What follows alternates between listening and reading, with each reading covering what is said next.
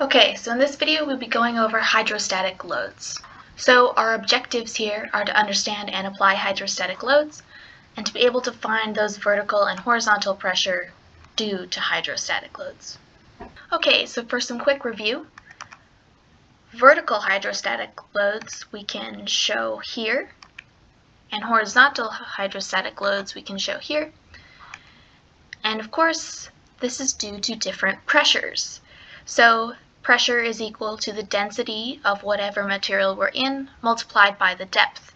And the depth factor is why the horizontal hydrostatic loads end up as a triangle, because towards the top of the water, the loading is becoming less deep, so the pressure is less, so there's a less of a hydrostatic load at that point.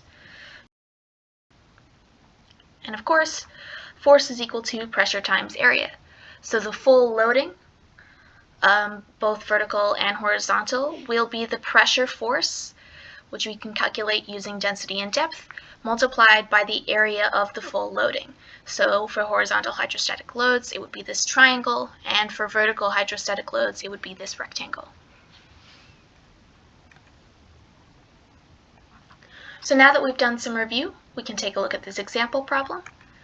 We're given the water density and the width of the window. It's important to note that we're given our global axis here, so we know what directions are positive.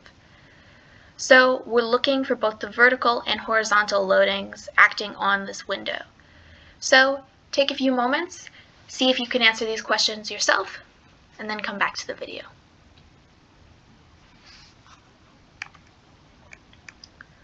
Okay, so we're going to start by looking at the total vertical load. So it's been drawn here. You'll have both the main vertical rectangular load here, as well as this little triangular loading. And in the question here, we're given that the product of the weight density, which we were given previously, and the total volume of the water, so that would be the little triangle plus the rectangle, is equal to our total vertical load. So let's just call our total vertical load F1 plus F2, which will make Fy. So we're looking at this entire area, and it's been broken into two sections. So F1 plus F2, which is our vertical load, is equal to our density multiplied by volume 1 plus volume 2. So where this comes from is pressure, as we previously established, is equal to density times depth. And to find the force, we need to multiply pressure by area. So the area times the depth is equal to volume. So this is just another way of writing those two equations. We're simply just looking for the total volume and then multiplying all of that by density. So if we input our values, we get that Fy is equal to 9.81 kilonewtons per meter cubed, which we were given.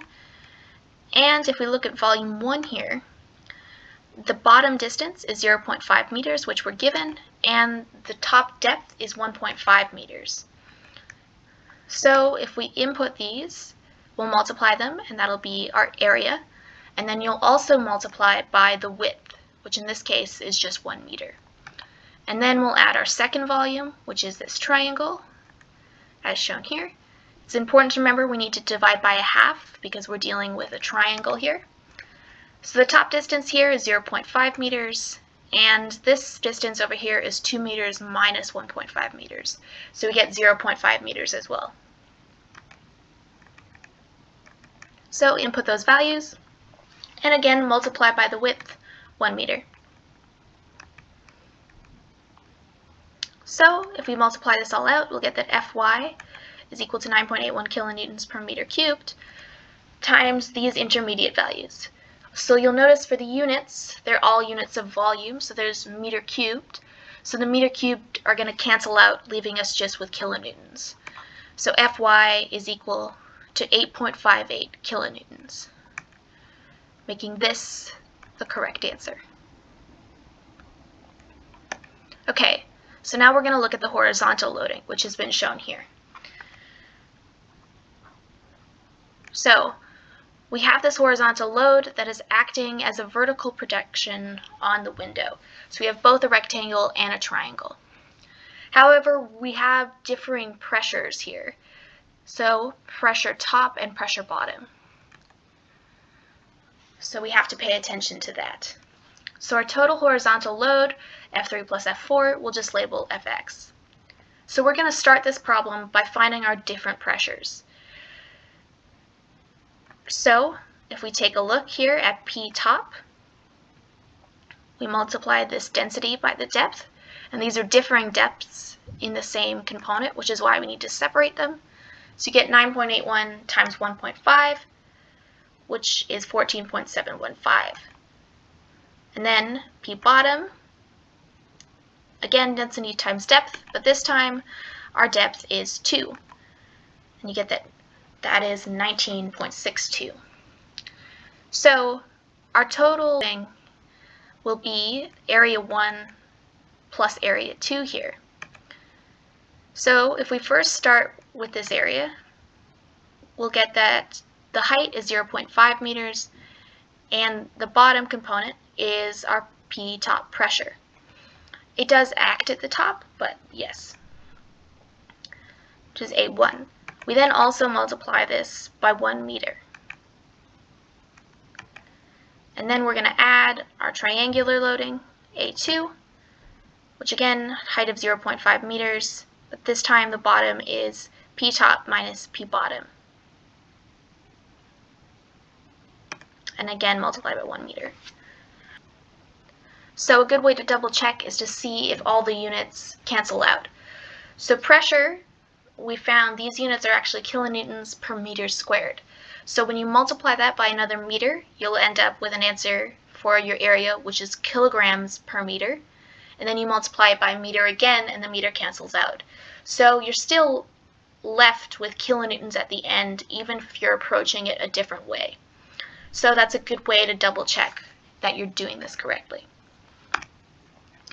So you'll then get that P top times 0.5 meters times 1 meter, which is our first component here, plus P top minus P bottom times 0.5, and divide by 2 because it's a triangle. Multiply 1 meter is equal to our total horizontal loading. Then input all our values, and you'll get these intermediate values. And then finally, you'll get that Fx is also equal to 8.58 kilonewtons, making this the correct answer. So in summary, here are the loadings and their answers. Thank you for watching this video.